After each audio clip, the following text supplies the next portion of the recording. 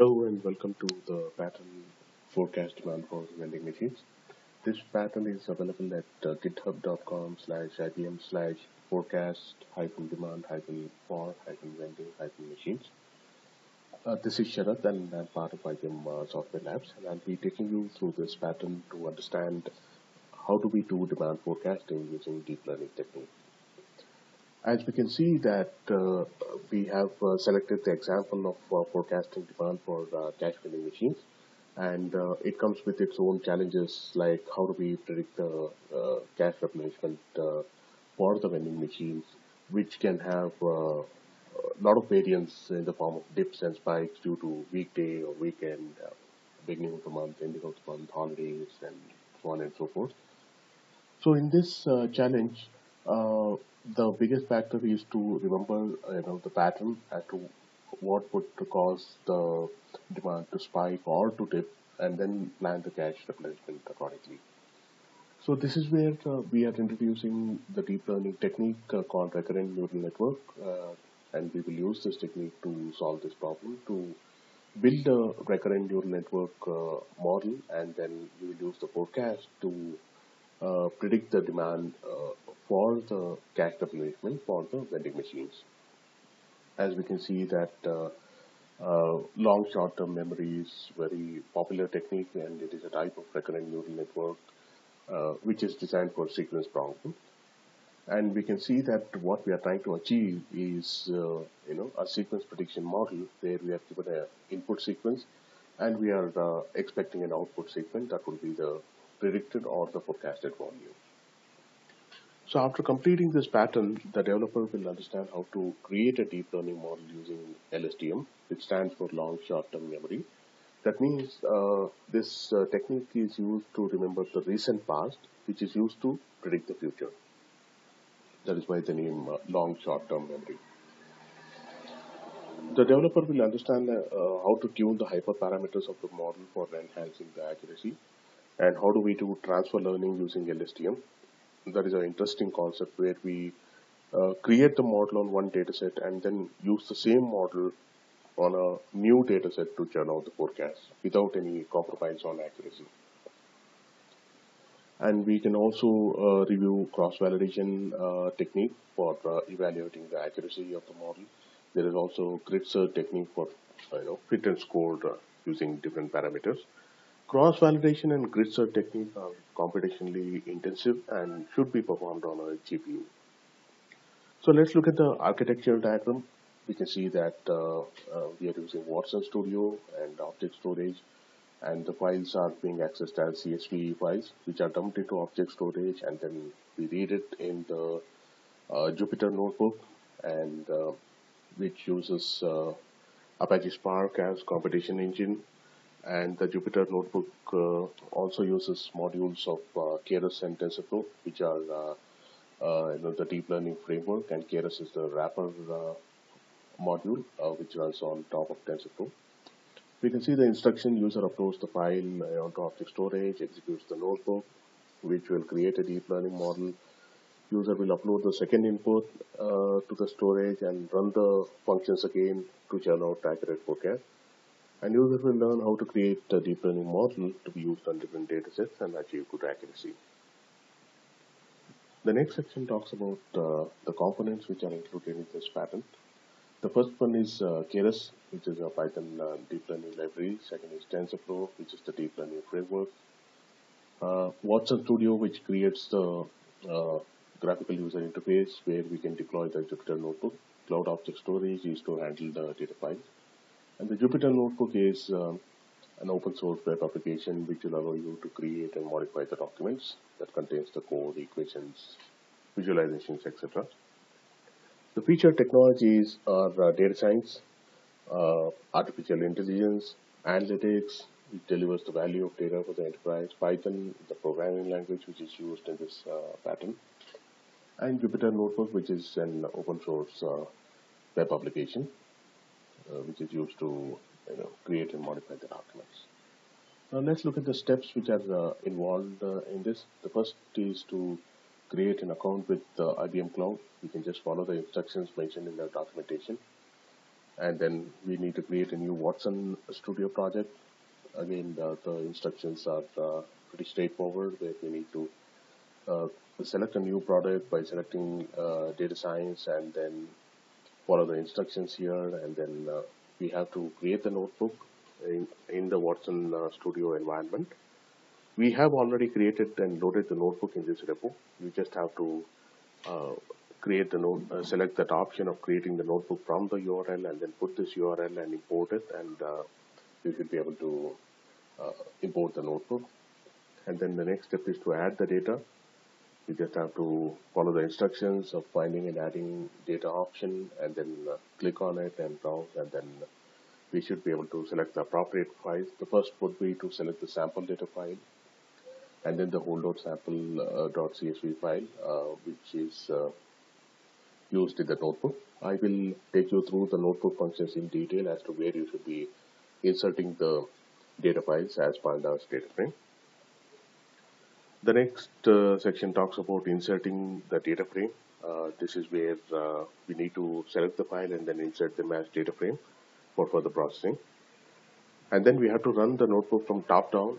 The top cells will be executed first, followed by the subsequent cells. And we can also review the results, graphs, visualizations, everything in the notebook itself. And the last section is about analyzing the results. And in this section, we can review the accuracy score of the model, and then what is the error metric that we have used, and how do we enhance the accuracy of the model, and so on and so forth. We can also see the visualization of the loss metric. The loss is where the learning of the model on the training set and the validation set. It starts at a higher range, and then it will get reduced as and when there are more iterations or epoch runs. And as we can see that the training set and the validation set are converging, which says that our model is not overfitting or underfitting, which is a very good sign. And as I mentioned earlier, the accuracy can be further enhanced using cross-validation and cluster technique. However, we need to be using a GPU to perform those techniques. Otherwise, the regular CPU can run for even a day or two with respect to the cross-validation and cluster technique. We have also demonstrated transfer learning, where we don't need to train the model multiple times. We use the trained model on a new dataset and generate new forecasts. We will review that as well. And we can see that some of the most commonly used parameters in a deep learning model are epoch, which is nothing but one forward pass and one backward pass of all the training examples. Batch size, number of training examples in one forward and backward pass. The higher the batch size, the more memory space you will need. This is a very sensitive parameter, and it will play a very important role in enhancing the accuracy of the model. Number of iterations, as we can see the example, if we have 1,000 examples and batch size is 500, then it will take 2 iterations to complete one epoch. Neurons are the memory cells or transmitters of information. Activation function is the one which controls the initialization of weights and neurons, and the most popular ones are tanh, sigmoid, and ReLU. Loss metric is a function that is used to evaluate the performance of the model. And compilation is where we consolidate the learning of the model from different layers. Optimization is where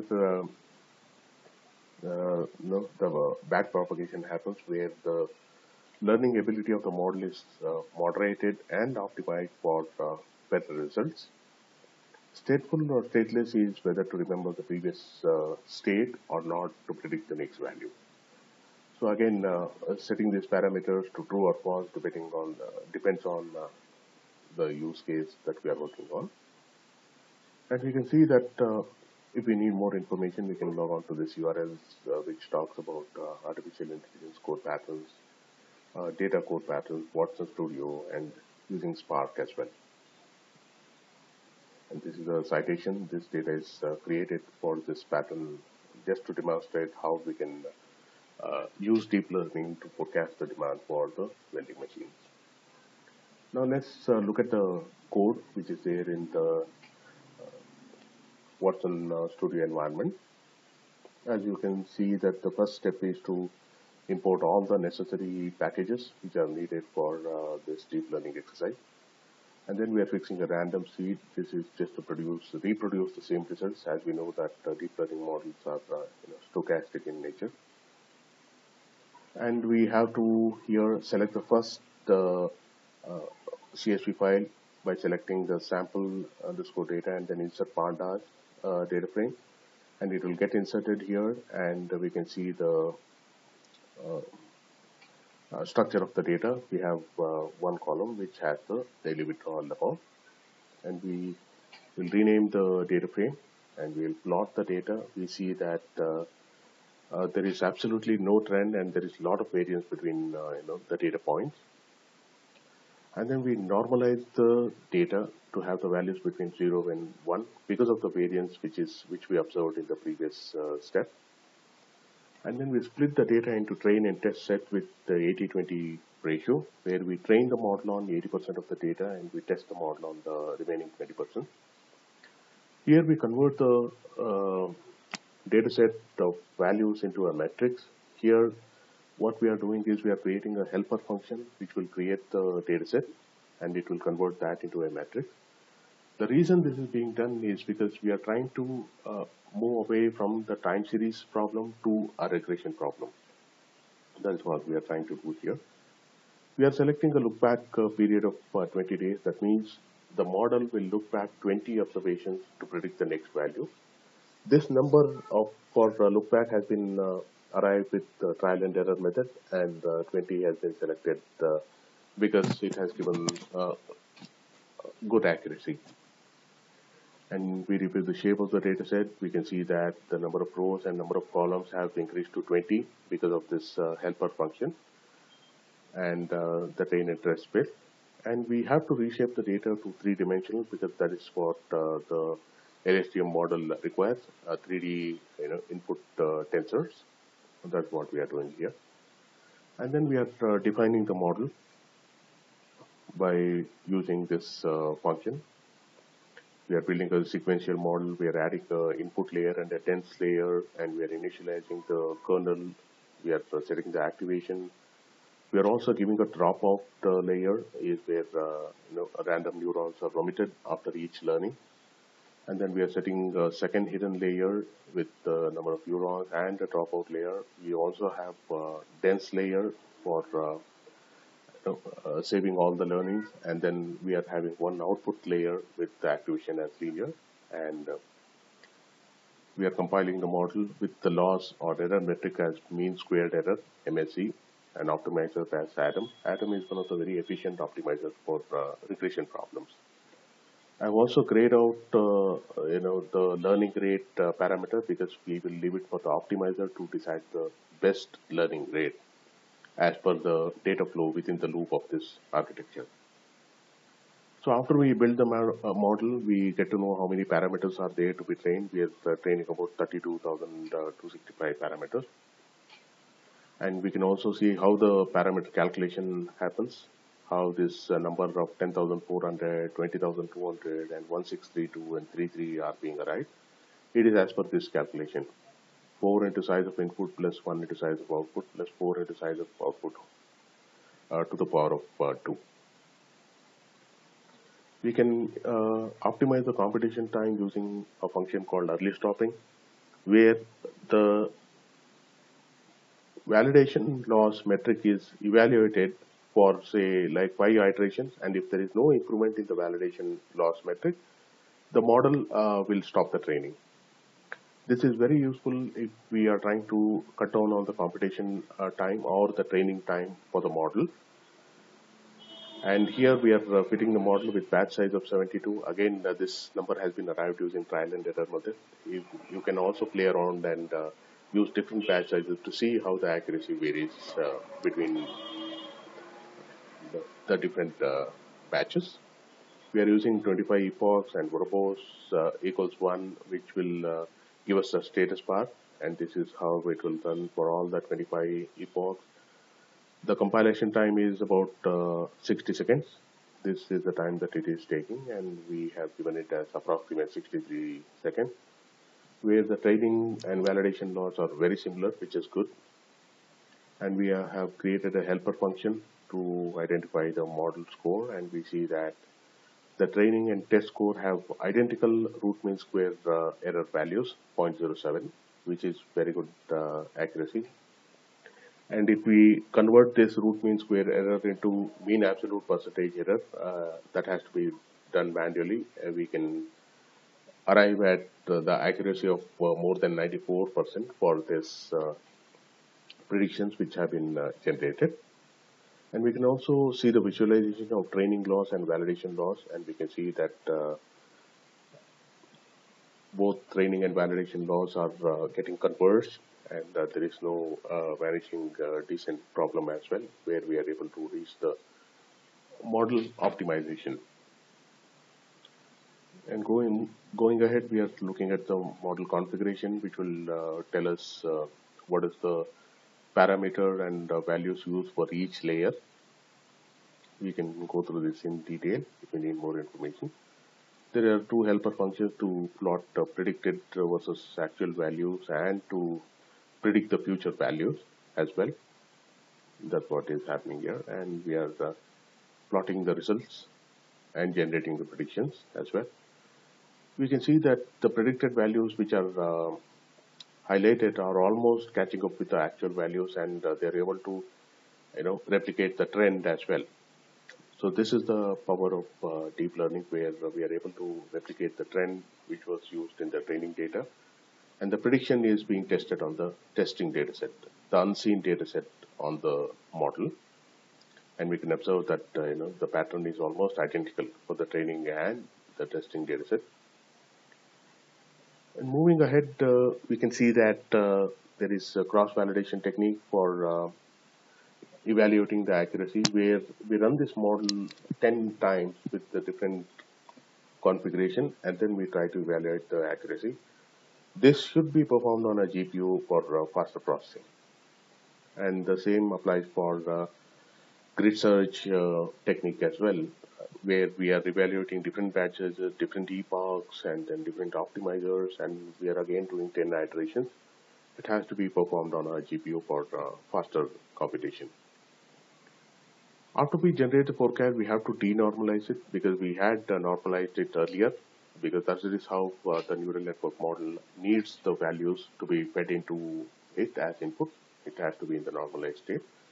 Now we are denormalizing it, and we are printing the last 10 predicted values. This is how it appears, and then we can just write it to our file system or object storage. So by doing this, we can forecast for daily, hourly, weekly as per the dataset, and the forecasted values can easily be used or taken directly for planning cache replenishment for the vending machines.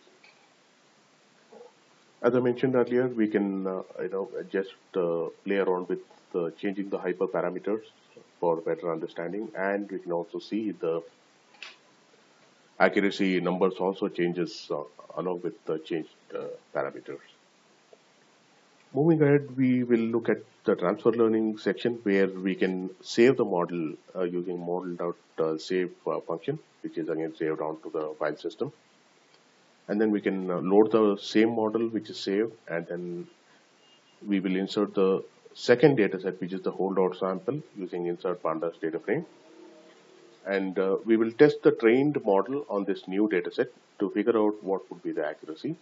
We are plotting the data to check the trend, and then we are normalizing the data, and we are reshaping the data, and we are creating the early stopping function as well.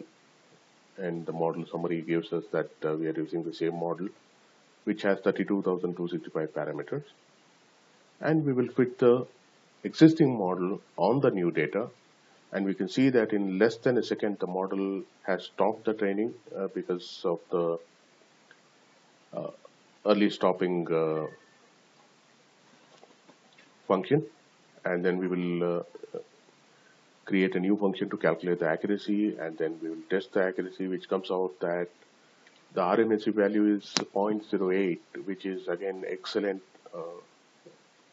given the fact that we are using a trained model on a new data set. and we have achieved very good accuracy. And we will generate the predictions and plot the results of predicted versus actual, and we can see that the predicted values are actually catching up with the actual value with not much of deviation. And then we can also see how to save the model architecture and weights. We can use .json function and .save weights, and we can save that to the file system or the object store, and we can load the same model again.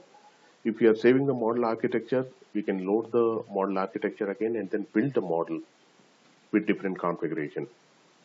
And if we are saving only the weights, we can load the weights and we can use it on a new model and use the existing weights and generate the forecast.